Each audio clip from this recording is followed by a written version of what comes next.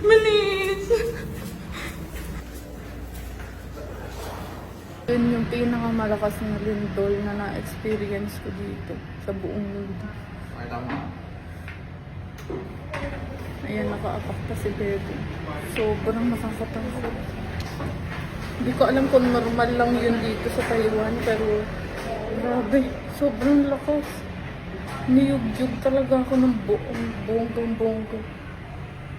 Tumuwad ako eh. Sobrang lakas niya, guys. Hindi lang ako nakapag-video ng kung gaano siya kalakas, pero as in, nagpapanik na ako dahil first time ko maka-experience ng ganun kalakas na lindol. Mab, tara na lang. Tara na, baba na tayo. Ma.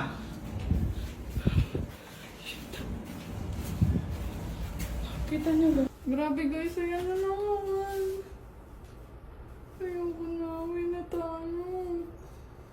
Guys, ito yung ibang clip sa labas. Grabe, sobrang lakas ng lindol dito sa Taiwan. Takot guys, hindi ko alam kung ditong part lang namin yung ganyan kalakas. Pero ito yung ibang clips kapag ganito naman sa MRT or train station nila. Grabe, umuuga. First time namin sa Taiwan at hindi namin alam kung normal lang ba to sa kanila. Pero first time ko ma-experience ng ganito kalakas na lindol. Pagbalik nga namin ng hotel, ganyan pa rin, sunod-sunod pa rin yung aftershock. Kaya nag-decide na talaga kami na lumabas dalawa ni Bebu. Mga kababayan namin dito sa Taiwan, ingat po tayong lahat at sana safe po tayong lahat. God bless you po.